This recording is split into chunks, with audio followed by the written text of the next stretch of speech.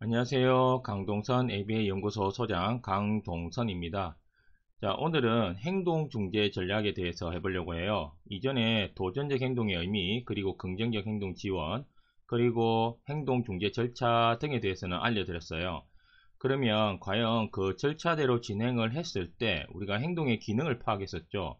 그 기능에 따른 행동중재 전략이 있다는 겁니다.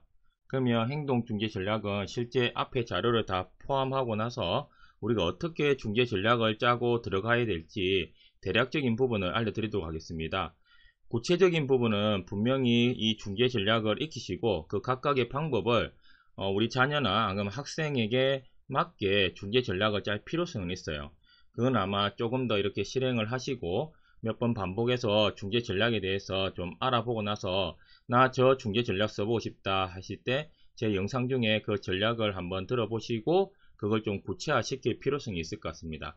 그래도 우선은 대략적인 중재 전략에 대해서는 알고 계셔야 이후에 중재 전략을 짤 때 큰 틀을 잡아 나가실 수 있을 것 같아요. 그러면 오늘 행동 중재 전략 한번 들어가 보도록 할게요. 행동의 기능은 제가 5가지가 있다고 했어요. 작게는 EATS라고 해서 우리가 4가지 정도로 이야기할 수가 있는데요.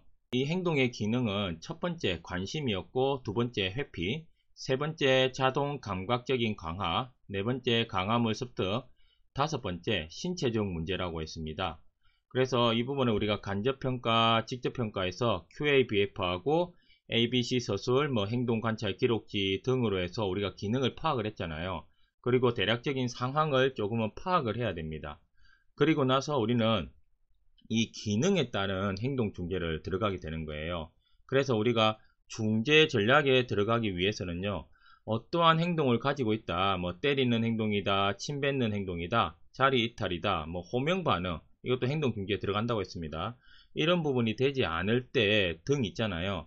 이 행동의 이 기능들, 배경 정보들을 먼저 파악하는 게 중요하다고 있고, 이 기능을 파악한 이후에 이 기능을 바탕으로 해서 행동 중재에 들어간다고 제가 계속 강조하고 있습니다. 그러면 여기도 나와 있죠. 행동 기능에 따른 사전 사후 전략이라고 되어 있습니다. 이거에 대해서 더 자세하게 알려드릴 건데요. 우선은 기능에 따른 사전 사후 전략이라는 거 잘 기억해 주시고요. 그러니까 기능 평가를 통해 가지고 행동의 기능 그리고 그 상황들을 정확하게 파악하는 것이 우선이 돼야 된다 라는 부분이 있고, 그리고 나서 사전 전략과 사후 전략이 있다는 겁니다. 행동이 일어나기 전에 우리가 배경사건, 선행사건이라고 하는 부분, 이전에 행동이 일어나는 걸 예방하기 위해서 사용하는 전략이 있고요. 그리고 행동이 일어났을 때 그러면 이제 어떻게 해야 될까 라는 부분 있잖아요. 우리가 대처해야 되는 대처 전략이라고도 할 수 있고, 사후 전략, 반응 전략, 후속 결과에 따른 전략이라고 우리는 이야기하기도 해요. 그래서 이 방법들을 잘 적용을 해야 됩니다. 결국에는 이 행동이 변하려면은 이 사전과 사후에 어떠한 환경을 만들어주고 어떠한 결과를 얻게 되는 것에 따라서 이 행동은 결국 바뀌게 되는 거거든요. 자, 구체적으로 이 표를 한번 보시면요. 행동 중재의 기본 원리라고 했습니다. 우리가 어떠한 특정 행동이 있으면은 이게 현재 나타나는 도전적 행동이라고 한번 해보겠습니다. 그러면 행동 이전, 이걸 시간 차이라고 생각하셔도 되는데요. 이 행동 이전의 선행 사건, 자, 이거는 직접적인 원인, 직전에 일어나는 사건입니다. 행동이 발생했어. 뭐가 있었어? 뭐 때문에 그랬어? 라는 부분 있잖아요. 바로 직전에 나타나는 걸 선행 사건이라고 이야기를 했어요. 그래서 이 행동을 일으키는 직접적인 원인이 되겠죠. 관심이 주어지지 않는 상황이나 안 그러면 어떤 특별한 요구가 있는 상황들, 이 상황을 구체적으로 그 직전에 있는 부분이고요. 그 이전에 행동이 일어나기 이전에 조금은 시간적 텀으로는 더 이전이라고 할 수 있죠. 그리고 한참 전에 이전일 수도 있어요. 상황적인 부분입니다. 간접적인 원인이죠. 예를 들어서 어떤 요구를 하는데 행동이 나타날 수도 있지만은 그날 잠을 잘 못 자고 온다든지 아니면 어머니하고 약간 트러블이 있어가지고 기분이 안 좋게 왔다 라고 했을 때 어떤 수업 상황에 요구를 하니까 도전적 행동을 더 촉발시킬 수 있는 간접적인 요인이 될 수 있겠죠. 그래서 이걸 배경사건이라고 하고, 그리고 행동이 일어나고 나서 결과 있잖아요. 나 결국 우니까 내가 요구하는 거 안 하더라. 나 앞으로 이거 안 하기 위해서는 항상 울거나 소리 지르거나 해야지 하면서 거기에 대해서 행동에 대해서 얻게 되는 결과에 따라서 지속시키는 요인이 될 수가 있어요. 그래서 행동을 하려면은 이런 결과, 이 사후 전략이라는 거예요. 후속사건 중재되어 있죠. 이 중재를 잘해야 되고, 그리고 선행사건이나 배경사건에 따른 환경의 변화, 선행사건 중재를 잘 해야 된다는 겁니다. 그리고 이 행동은 결국 제가 늘 말하지만 기능 중심이기 때문에 그 기능을 없앨 수는 없습니다. 결국에는 이 기능은 유지를 하되 이 행동의 형태가 아니라 대체 행동, 대안 행동이 될 수 있는 이런 부분으로 가야 돼요. 결국에는 소리 지르면 그걸 획득하는 것이 아니라 내가 적절하게 도와주세요, 선생님 저요, 엄마 이렇게 불렀을 때 오히려 그 기능을 달성할 수 있게 되는 거. 여기서 기능을 관심이라고 했을 때는요. 그렇게 도전적 행동이 아닌 다른 방법을 통해서 기능은 획득하게 해줘야 된다라는 부분을 계속 강조하고 있습니다. 이게 행동중재의 중요 원리예요. 이렇게 했을 때 대안 행동이 잘 형성이 되었을 때 행동은 장기적으로 유지될 수 있다라고 제가 계속 강조하고 있는 부분입니다. 그러면 우리가 기능, 자, 5가지 이야기했죠. 뭐 신체적 문제 같은 경우에는 우리가 의료적인 영역이라고 한번 볼 수 있을 것 같고요. 그러면 어떠한 기능이든 이제 앞에 4가지 기능일 때 관심, 회피, 자동 감각적인 강화, 그리고 강화물 습득, 이 4가지 기능이 있더라도 어떨 때도 항상 먼저 고려하고 쓸 수 있는 부분들이 있습니다. 그걸 제가 4가지로 이렇게 축약해 봤는데요. 첫 번째가 teach입니다. 제 영상에도 있는데 일단은 환경적인 부분을 먼저 고려를 해야 돼요. 가정이든 학교든 일단은 어떠한 환경적 요인 때문에 물리적 환경이 주로 될 수 있고요. 그리고 나서 이제 뭐 시각적으로 안정감을 줄 수 있는 환경들, 과제를 제시하는 방법들, 이게 다 환경이거든요. 이런 환경적인 요소들을 먼저 고려를 하면은 관심이든 회피든 강화물 습득이든 자동 감각적인 강화든 이 행동들에 대해서 보편적인 중재는 가능하다는 겁니다. 그래서 항상 첫 번째 이걸 의식하는 것이 좋을 것 같고요. 그리고 항상 우리 행동은 뭔가 의사표현의 부재로 인해서 나타나는 경우가 많습니다. 언어를 잘한다고 하지만은 의사소통이 되지 않는 경우 있다라고 제가 이야기 드렸어요. 말의 형태는 하는데 자기 말만 하고 가버리는 경우, 그리고 적절할 때, 필요할 때 그걸 제대로 소통하지 못하는 경우가 있습니다. 그리고 언어 수준이 낮게 되면은 특히 그걸 언어로 표현하지 못하다 보니까 행동으로 하게 되는데 그 행동이 도전적 행동일 때가 많이 있거든요. 그래서 우리가 맨더 트레이닝, 뭔가의 상황에 대해서 적절하게 내가 일상생활과 관련된 요구하는 걸 충분하게 할 수 있는 연습이 되어줘야 돼요. 이 맨더 트레이닝은 팩스를 가지고 진행을 해도 됩니다. 자, 그리고 행동 계약이 있습니다.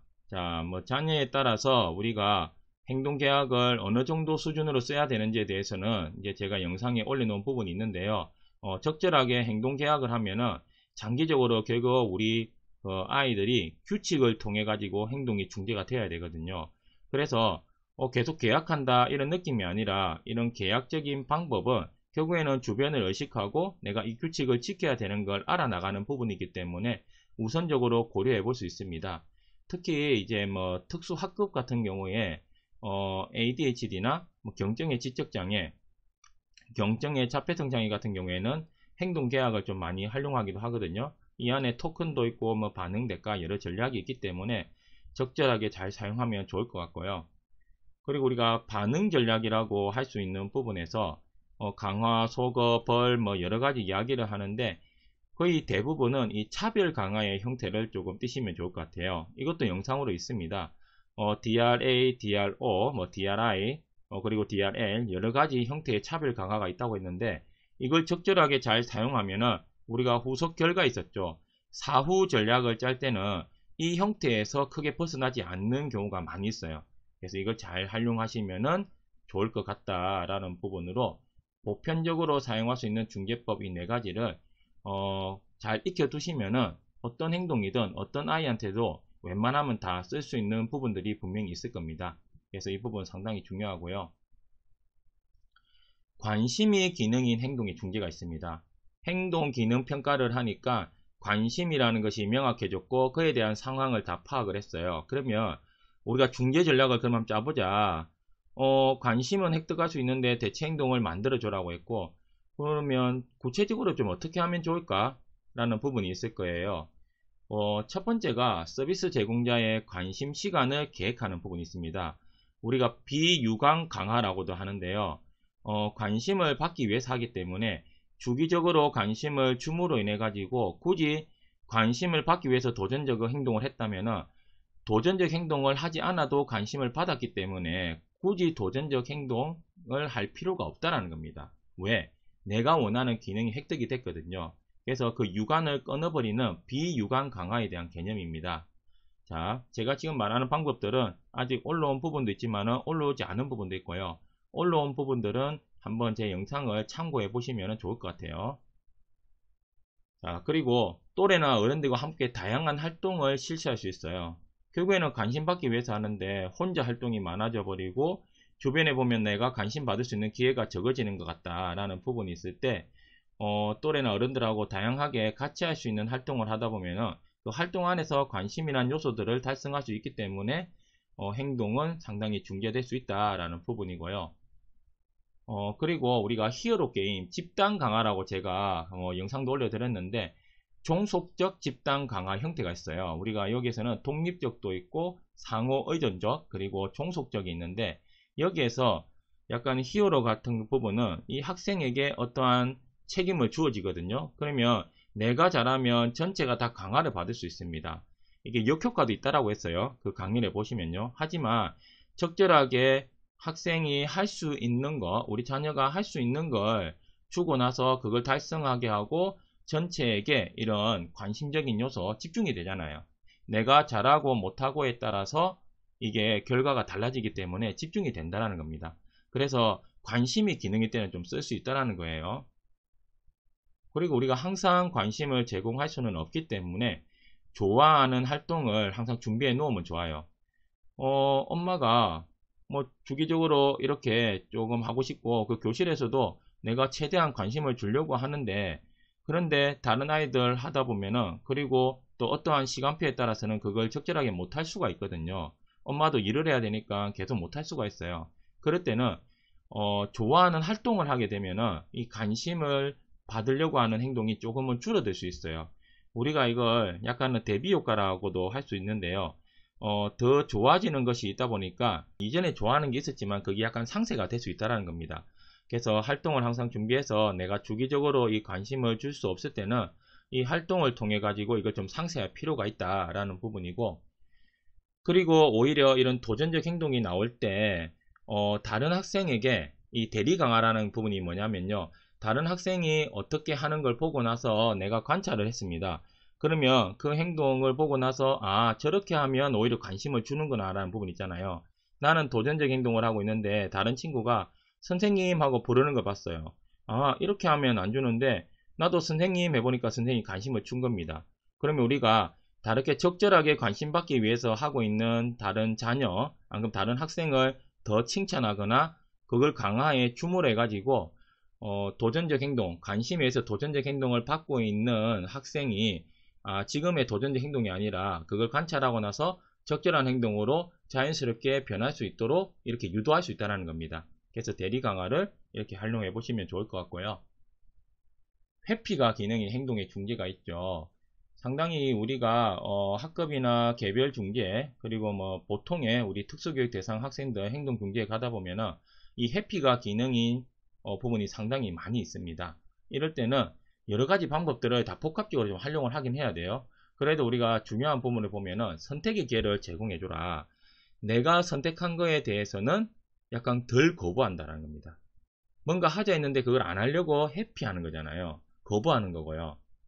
그럴 때 똑같은 거지만은 그냥 제공하는 것보다 선택의 기회를 통해 가지고 그 중에서 선택하게 할 수도 있고요. 그게 만약에 안 된다면은 그래도 일방적으로 제시보다는 어차피 해야 되는 거지만은 그거를 적절하게 나눠 가지고 선택할 수 있도록 만들어 주는 것도 중요해요. 그리고 우리 그 아이들 같은 경우에 선택을 하게 되면은 그거에 대한 회피 반응은 조금은 줄어든다 라는 부분이 있습니다. 그리고 분명히 이 회피가 될 때는 이 활동이나 교육에 대한 재구조화가 분명히 한번 필요할 겁니다. 과연 이게 맞는 건지, 난이도가 너무 높은 건 아닌지, 아니면은 이 부분이 과제가 뭐 적절하지 않는 건 아닌지, 그리고 이 부분이 학생에게 그러니까 결국에는 활동이나 교육 프로그램이 적절하게 좀 맞아야 되는 부분이 있거든요. 100% 맞출 수는 없지만은 그 안에서도 최대한 맞춤형을 해주고 적절하게 학생이 좋아하는 도구들을 활용하면서, 그리고 학생에 맞는 난이도와 과제 분산 밑에 나오지만은 이걸 사용해 가지고 우리가 해피 기능을 줄일 수가 있어요.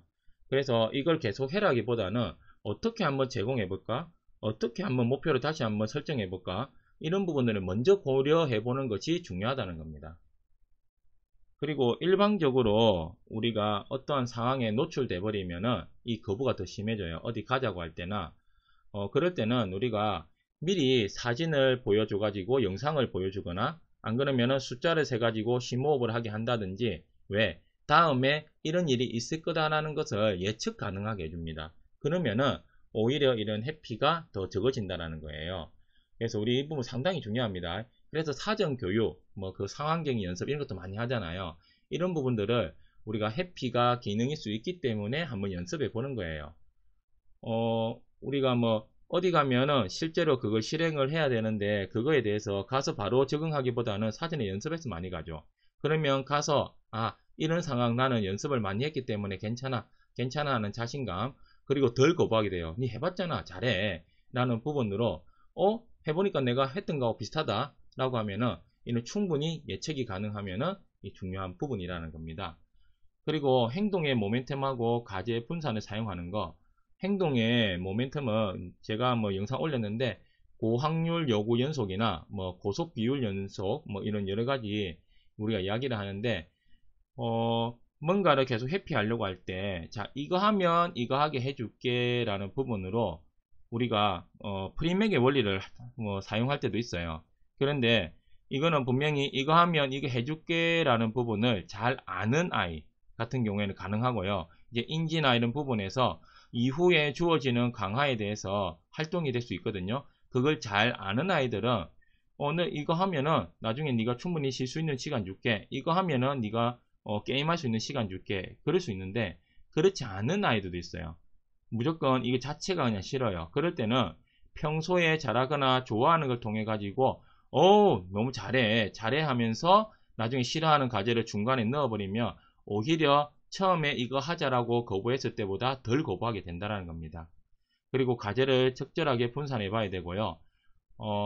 특히 우리가 특정한 말투를 많이 해요. 이거 해, 이거 해야 돼 라고 할 때 우리가 단호하거나 특별한 말투를 많이 하는데, 그럴 때 쓰는 용어를 되게 싫어하는 우리 아이들도 있습니다. 그래서 오히려 단호하고 이걸 꼭 해야 된다고 주지시키는 것보다는 그때 전달할 수 있는 방식을 다양하게 해보면은 오히려 덜 거부하고 텐트럼이 적게 일어나는 계기가 될 수도 있어요. 그래서 이런 부분들 내가 말하는 방식이나 이것도 한번 고민해 볼 필요성이 있다라는 부분이고요. 강화물 습득의 기능인 행동붕괴입니다. 내가 뭔가 좋아하려고 하는데 그 차단당하거나 하고 있는 것을 가져가게 되는 거, 이런 상황이죠. 이럴 때는 접근 가능성을 먼저 높여주는 게 좋습니다. 자, 강화물을 자주 받아야 돼요. 그런데 그냥 주기는 그렇다는 겁니다. 그래서 규칙을 만들어주고, 그리고 어떠한 상황을 자주 시킬 수 있는 강화물을 습득할 수 있는 이런 접근 가능성을 높이게 되는 거죠. 그리고 활동을 변화시켜 가지고 이러한 가능성을 높여주는 방법들이 있습니다. 자주 받게 해주는 거, 이걸 충분히 고려해 볼 필요성이 있어요. 무조건 안 돼, 지금 안 되라기보다는 어떻게 하면 할 수 있는 거에 대한 기회를 주는 거죠.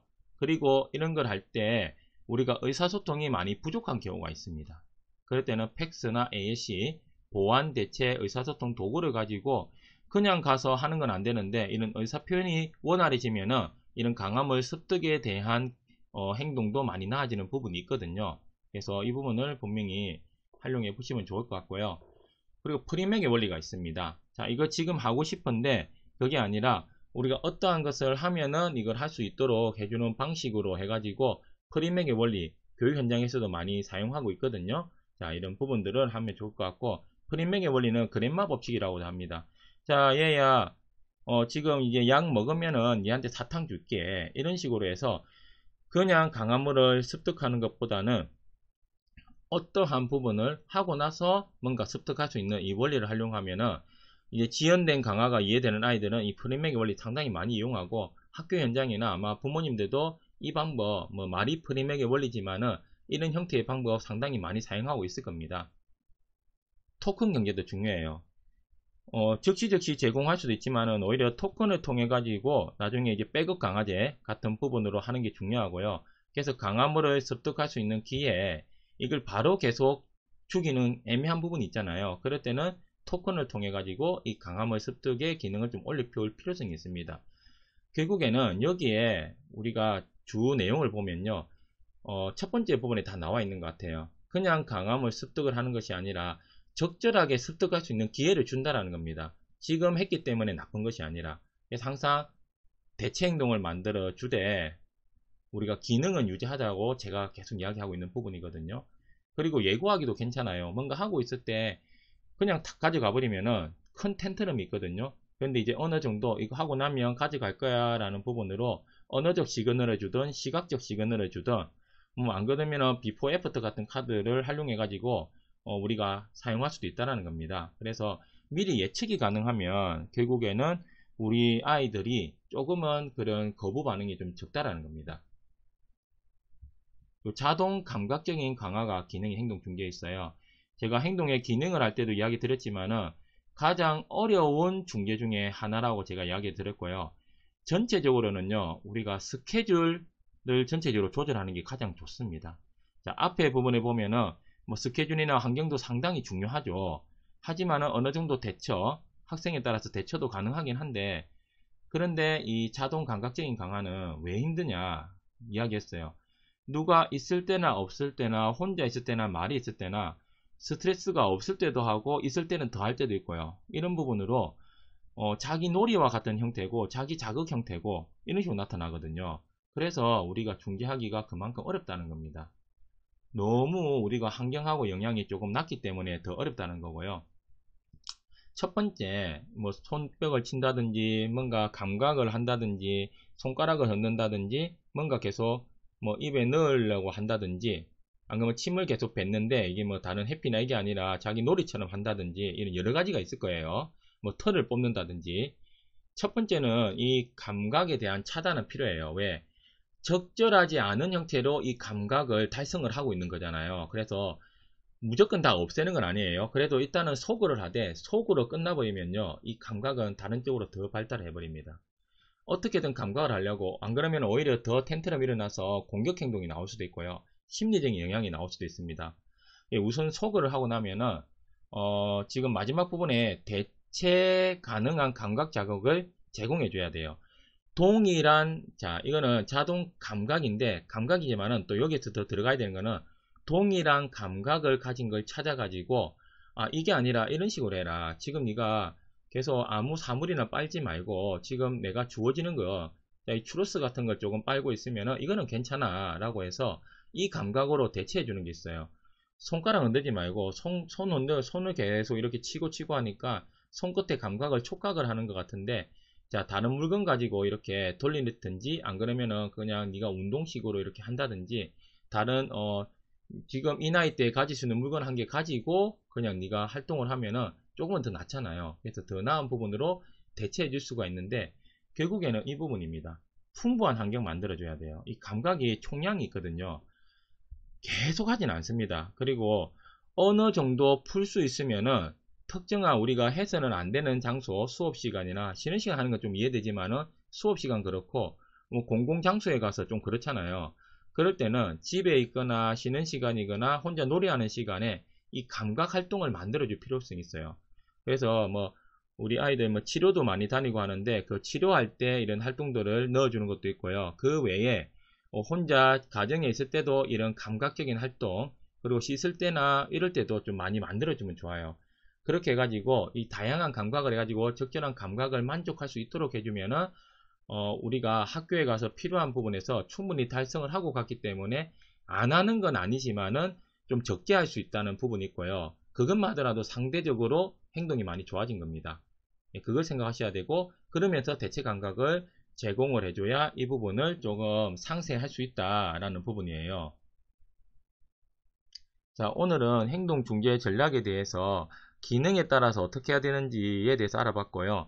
그 원리와 그리고 보편적으로 할 수 있는 거, 그리고 이제 관심이나 회피나 강함을 습득, 자동 감각적인 강화일 때 대략적으로 큰 틀에서 어떠한 형태의 중재를 가져가야 되느냐라는 부분을 설명을 드렸습니다. 결국에는 이 부분도 이제 학생이나 우리 아이에 따라서 전문가나 안 그러면 이제 직접 중재를 실행하는 사람이 조금 공부를 하셔가지고 이걸 적절하게 잘 사용해야 돼요. 방법이 있다고 그냥 적용하면 다 되는 것이 아니라 아이의 특성과 그리고 이제 현행 수준에 따라서 이게 다 달라지게 되는 거거든요. 그래서 조금은 어렵더라도 몇 번씩 이걸 반복적으로 청취해 가지고 좀 행동이 변화할 수 있는데 도움이 되면 좋을 것 같아요. 하나의 행동의 변화는 삶의 질이나 그리고 학습이나 발달 이후의 생활과 너무 큰 영향을 가지고 있거든요. 그래서 이 부분이 많이 좋아지면 좋을 것 같습니다. 네, 그러면 자 오늘도 제 영상을 봐주셔서 감사하고 구독, 좋아요 부탁드립니다.